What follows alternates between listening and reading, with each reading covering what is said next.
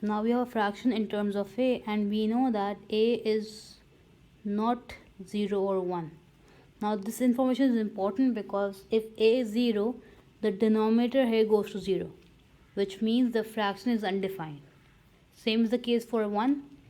If I take a to be 1, this becomes 2, and hence this denominator goes to 0, which is also the fraction undefined. Therefore they're telling us a is not 0 or 1. Now given this information, we have to find 1 upon a divided by 2 minus 2 upon a. So I'll just simplify this bracket first. That's 2a minus 2 upon a, taking the LCM. Now you convert division into multiplication. That's 1 upon a into a upon 2a minus 2. So this a and this a gets cancelled out. What we are left with is 1 upon 2a minus 2. Hence the answer is a. Okay, now we have to find the angle between the hands of the clock at 3:30.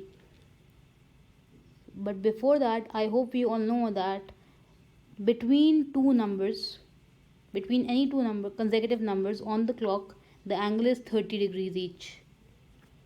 Because there are 12 divisions like these, and 360 upon 12 is 30. Now given this information, we have to find the angle when the time is 3:30. Now this is 3, this is 6. So the minute hand is going to be here. This is the minute hand. But the hour hand is not at 3. It's basically here between 3 and 4. Because when the time is exceeding, this also moves accordingly. So this is not at 3, it's at 3.5, you can say. So basically between the two hands, there are 2.5 such subdivisions. So the angle between them is 2.5 times 30, which is 60 plus 15. 2 times 30 is 60. 0.5 times 30 is 15. That's 75. This is the angle between the hands, and the answer is C. Now a clerk's weekly salary is $320 after a raise of 25%. We need to find the salary before the raise. So basically, whatever the salary was initially, that's 100%. After the raise of 25%, that's 125%. So this 320 is actually 125% of the previous salary. Let's call it X. So we have to find this X. So I can just use the formula for percentage. That's this. And from here I need to solve for X. Let's simplify this first. This is just 5 by 4. Hence X is 320 times 4 upon 5. Now this upon 5 is 64. And 64 times 4 is 240 plus 16, which is 256. Hence the answer is $256, and that's option A. This is 60 times 4, this is 4 times 4. So 64 times 4 is 256. Now this figure comprises of 5 equal squares, and the total area is 125, which means every square has an area of 25 unit square, and each side is 5 units. What we have to find is the perimeter of this figure. Perimeter is the sum of all outer boundaries, which are these. And each of these lengths is 5 units. So to find the perimeter, I can just count these and times 5. So 1, 2, 3, 4, 5, 6, 7, 8, 9, 10, 11, 12. So there are 12 lengths, 5 each, and that is 60 units. And that is the perimeter of this figure, hence the answer is A. Now we have half of 3 by 5 office multiplication. So this is actually 3 by 10. We need to compare this in terms of percentages to the given options. So 3 upon 10 basically is equal to 30%. Hence the answer is C. We just need to convert this in percentage form and pick the best option, which is C. Now the length of an arc is equal to 1 upon 5 of the circumference. So there's an arc whose length is 1/5 of the circumference, and they're saying it's equal to 2 pi. Hence the circumference is 10 pi. Now this is the circumference. We have to find the radius. We know that circumference is also 2 pi r. So 2 pi r is equal to 10 pi.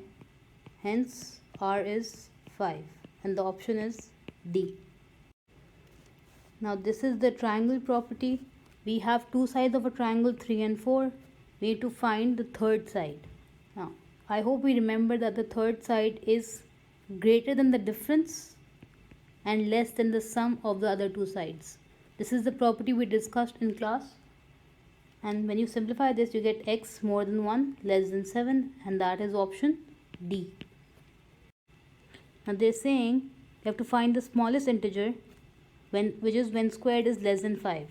Now if I list down all the possibilities, it can be 2, it can be 1, it can be 0, it can be -1, it can be -2. These are the possible integers which when squared are less than 5. They're just saying integers, they're not saying positive integers.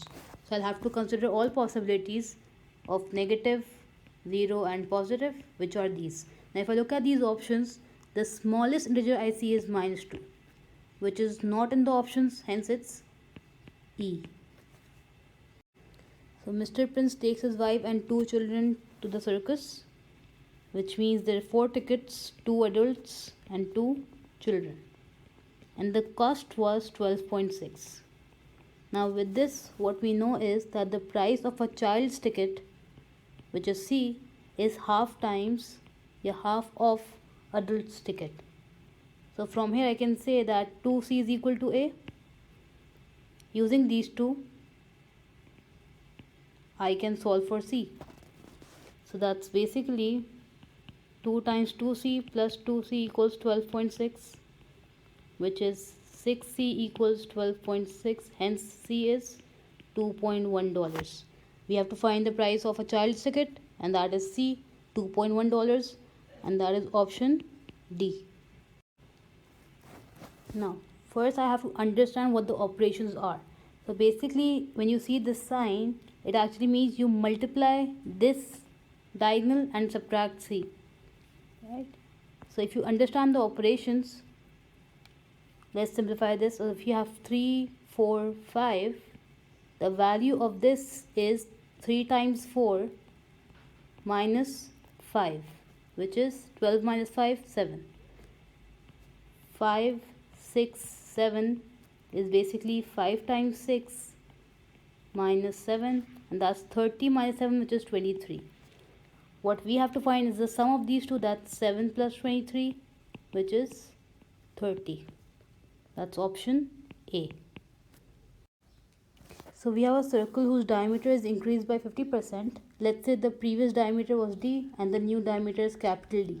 So capital D is 150% of small d, and that's 1.5 D.